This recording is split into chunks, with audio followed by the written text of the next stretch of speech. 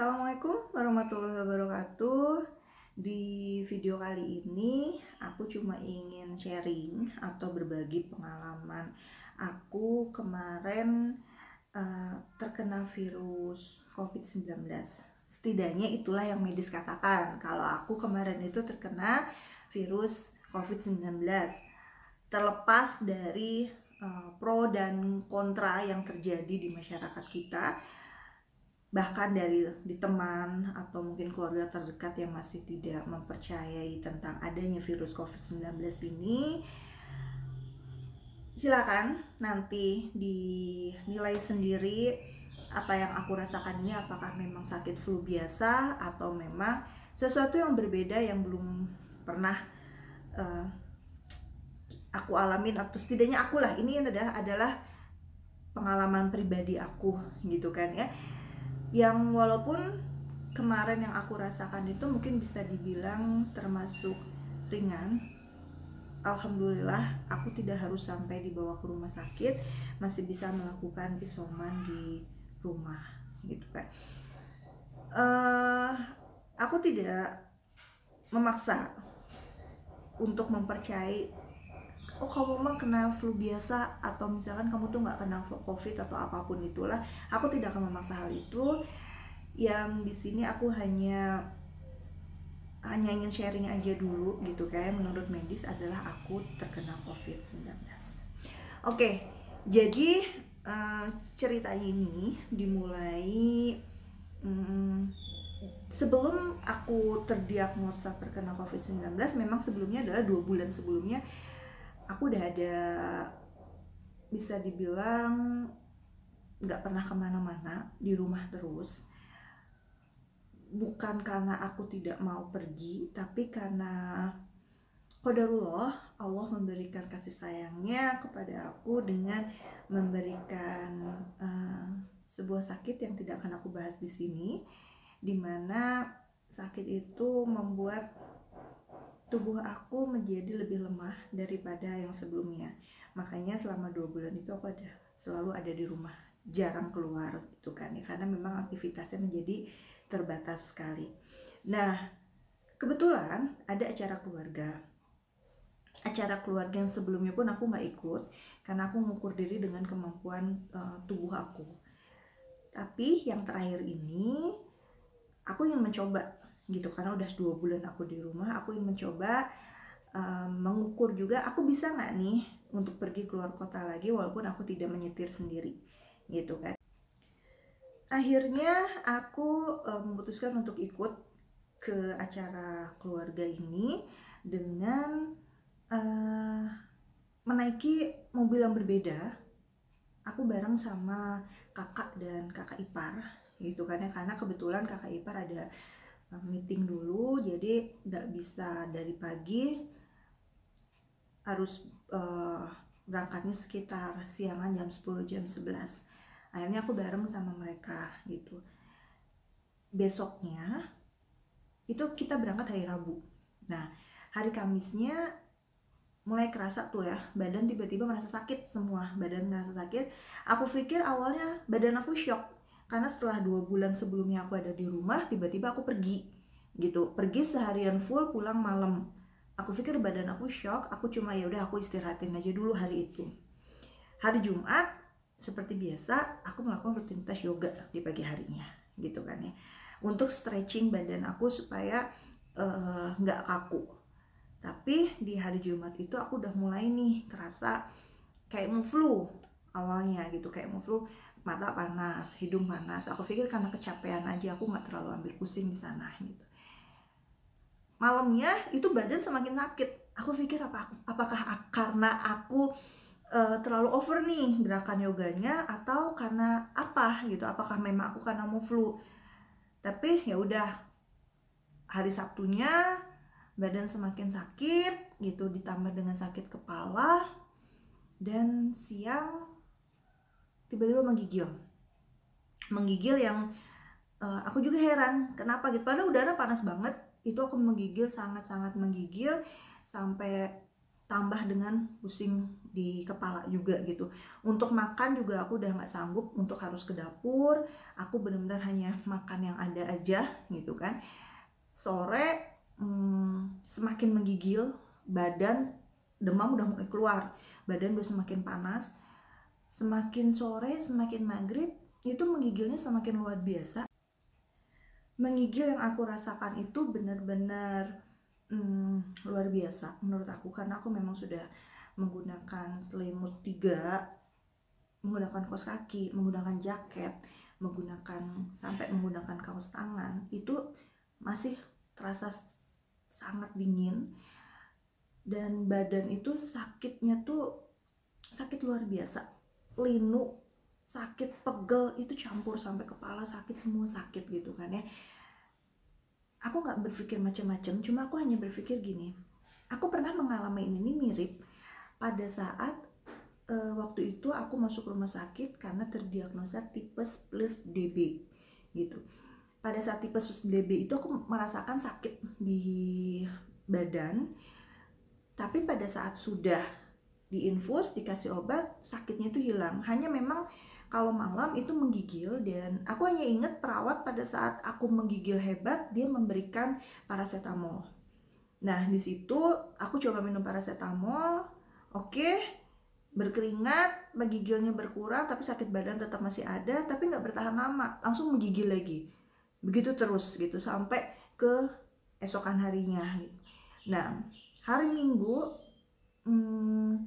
dapat kabar dari adik kalau ternyata kakak dan kakak ipar pun sedang sakit dengan gejala yang sama, demam, sakit badan, menggigil gitu kan ya, dan bapil.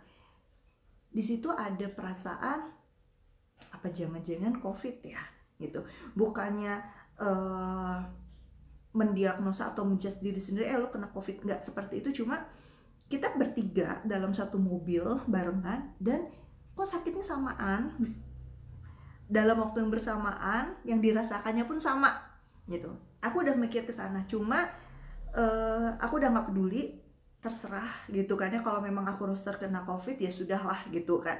Yang aku pikirkan adalah ini gimana nih, badan aku udah sakit banget, linu-linu semua gitu kan, udah panas pun, demam tuh aku rasa tinggi, aku nggak ngukur tapi memang udah kerasa, kalau istilahnya Sunda tuh ngeheap mungkin ya, saking panasnya itu yang aku rasakan gitu. Bahkan untuk jalan ke kamar mandi pun aku harus pelan-pelan, harus pegang tembok karena saking nggak sanggupnya, saking pusing, saking sakit kepala gitu. Dan untuk menyentuh air pun itu nggak sanggup, makanya aku sholat hanya bisa duduk dan tayamum gitu, karena memang untuk melakukan sholat berdiri pun nggak bisa, untuk berjalan pun susah gitu. Akhirnya hari Senin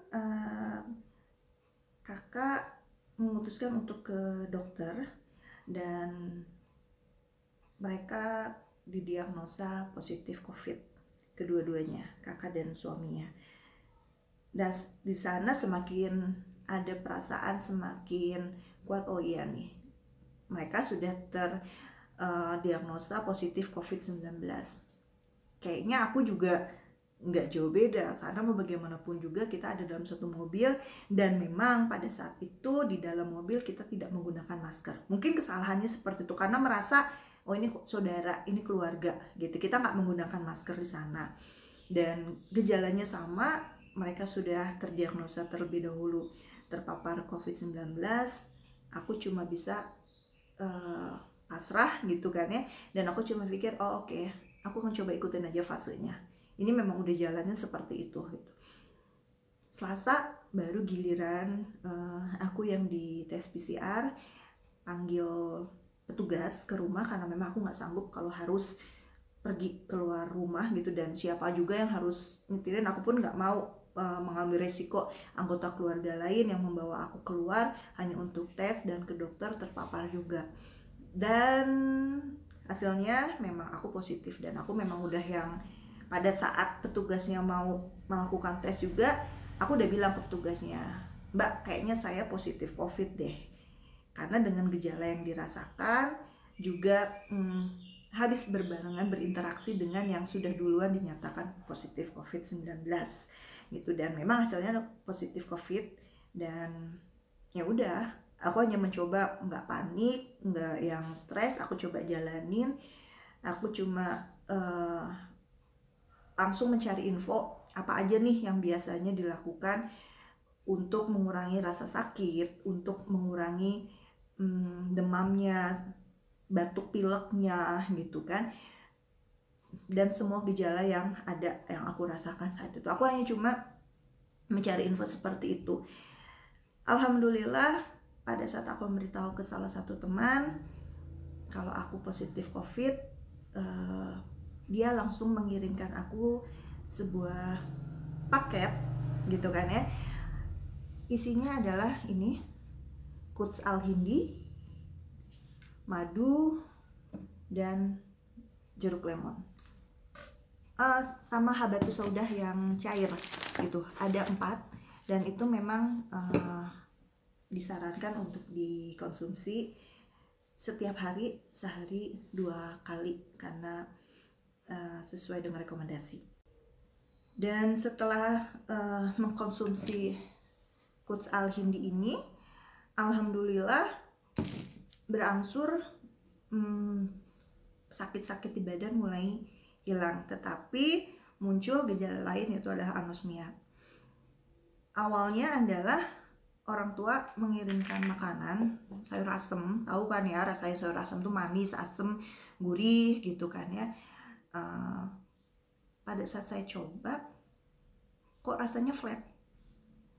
Waktu itu cuma mikirnya, oh mungkin bunda kurang ngasih bumbu nih gitu kan ya. Aku nggak mikir yang macam-macam gitu, belum mikir kalau aku kena anosmia gitu. Aku hanya berpikir, oh mungkin ini kurang bumbu. Pada saat makan lagi, aku coba bumbuin ulang gitu, aku tambah garam, aku tambah gula, aku tambah asam gitu.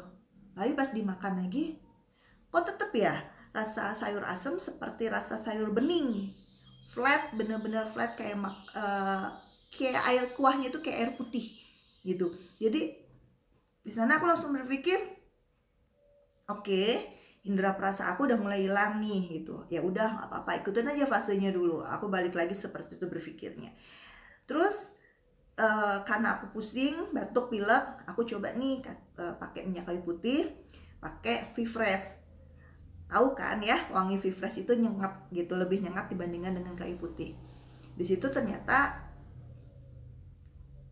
nggak kecium apapun juga gitu.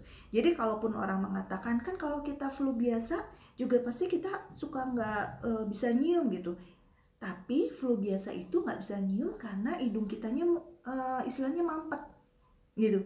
Ini enggak gitu, ya memang kita flu, tapi nggak sampai mampet, dan hilang tuh benar-benar hilang. Sampai parfum disemprotin ke hidung pun dia nggak kecium, wanginya itu benar-benar nggak cium gitu. Mau sampo, mau sabun, benar-benar nggak kecium. Sampai ya itu tadi V-Fresh yang wangi sangat nyengat juga, dia nggak kecium baunya gitu. Yang dan lidah pun pada saat merasakan itu yang hanya, kalau aku hanya merasakan pada saat aku makan cengek itu bukan rasa pedas, tapi tiba-tiba hanya ada sensasi kebakar di lidah, hanya ada sensasi seperti itu aja. Tapi rasa cengeknya itu, rasa yang biasanya ada gitu, pedes yang lain itu tuh benar-benar nggak kerasa, semua flat. Nah setelah anosmia itu muncul gejala lainnya, yaitu karena aku memang punya comorbid GERD lambung. Akhirnya di sana mulai kerasa lagi GERD aku, mual, sakit lambung, dada sakit, dan semuanya.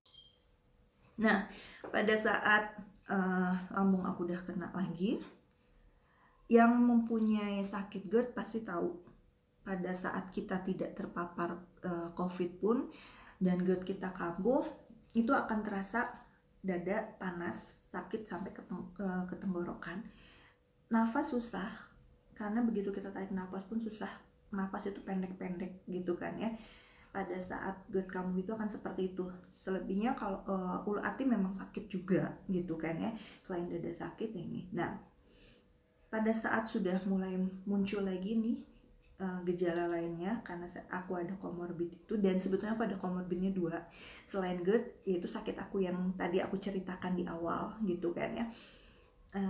Saturasi mulai turun. Dari awal memang aku cek saturasi, aku jarang sekali ada di atas 95, 94, 95, 94, 95.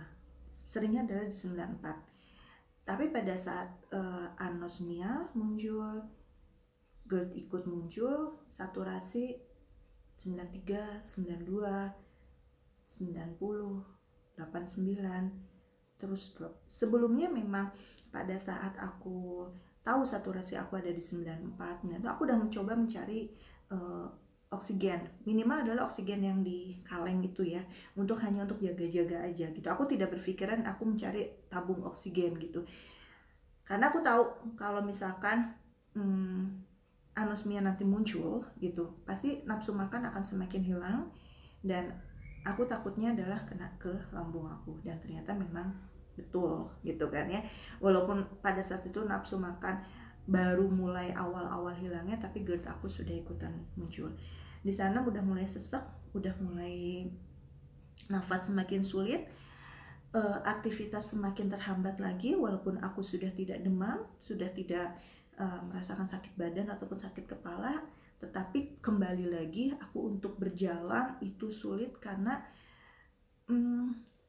pandangan itu kayak udah kabur gitu kan ya, pandangan tuh kayak yang kabur, terus jalan tuh kelayangan, apa ya bahasanya, kelayangan, sempoyongan ya. Dan aku hanya coba berusaha untuk nafas gitu, aku mencoba mencari oksigen, dan aku coba dengan latihan pernafasan sendiri, karena memang pada saat itu aku belum mendapatkan oksigen gitu. Terus mencari oksigen, dan seluruh di Cimahi ini habis oksigennya. Aku udah yang benar-benar nggak tahu lagi harus gimana.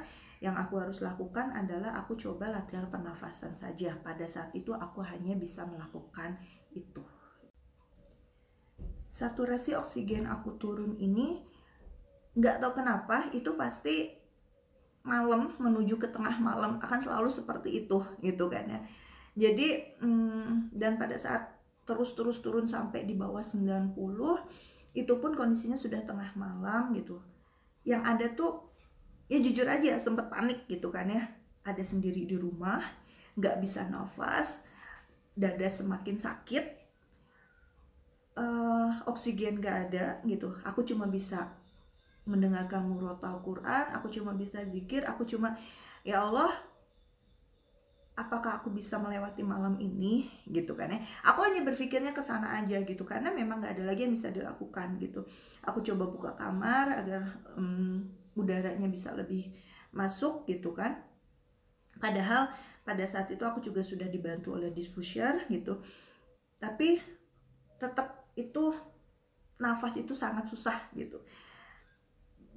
Sampai akhirnya aku ketiduran dan kebangun dengan suara azan gitu. Di situ juga ada perasaan alhamdulillah engkau masih memberikan aku kesempatan untuk bangun di pagi hari ini, di subuh ini gitu kan ya, untuk bisa lebih memperbaiki diri lagi ke depannya gitu. Tapi tetap aku cek oksigen aku, saturasi oksigen aku, dan masih di bawah 90 gitu.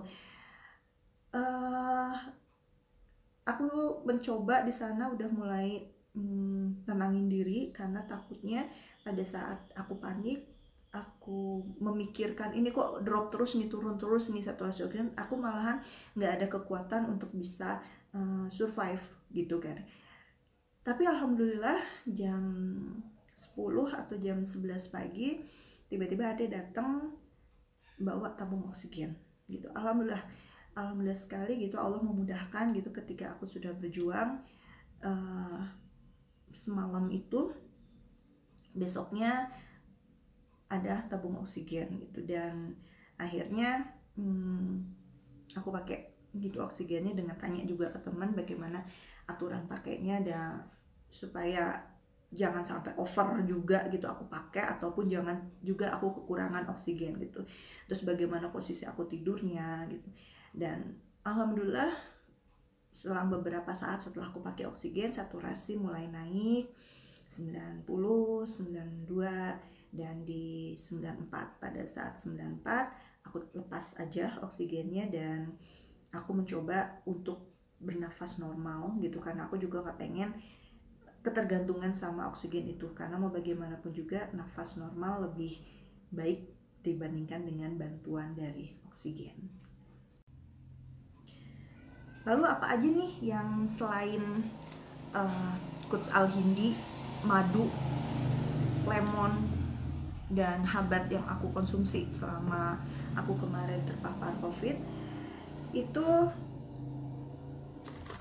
pasti sama ya dengan yang lain, pasti akan mengkonsumsi ini CDR gitu kan ya.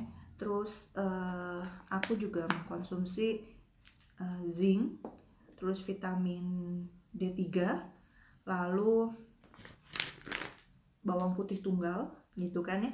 Kalau bawang putih tunggal memang aku udah konsumsi juga dari 2 bulan sebelumnya, itu udah rutin aku konsumsi. Jadi memang pada saat disarankan, ada yang menyarankan untuk bawang putih tunggal, aku pun udah gak aneh gitu, karena memang aku sudah konsumsi tiap hari juga.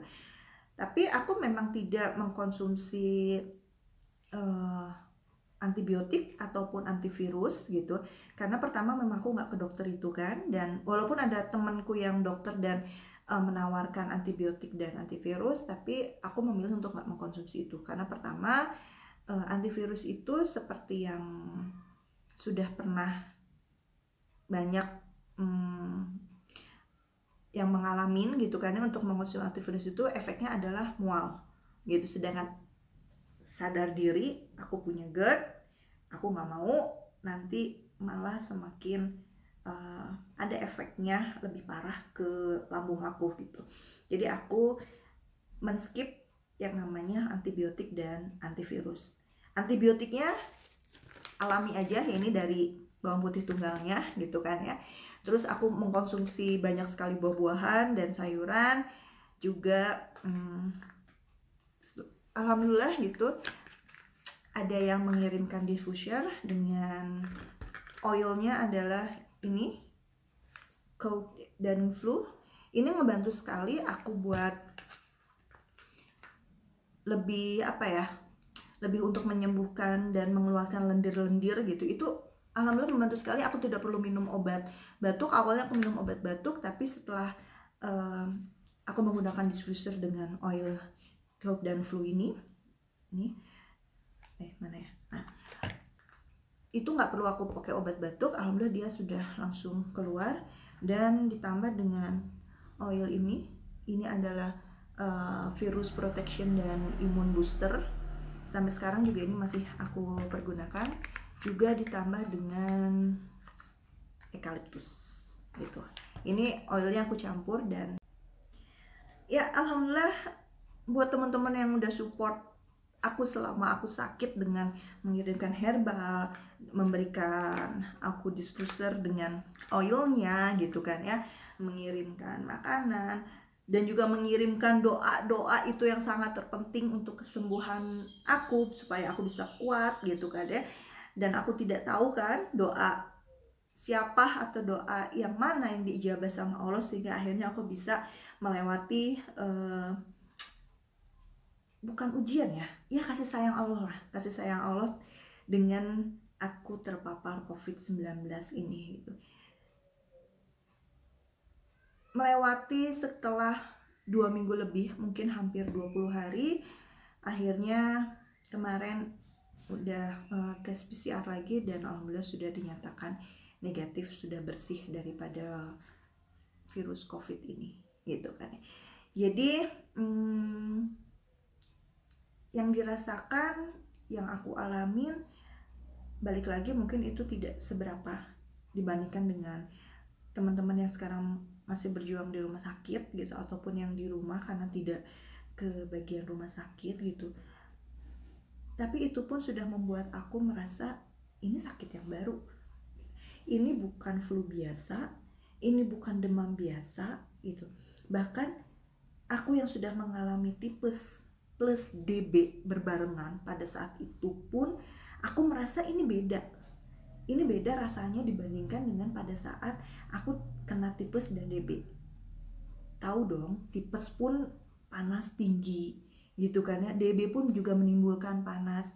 Pada situ aku berbarengan kenanya sakit, dan ini tuh beda, kena virus COVID-19 ini tuh beda gitu.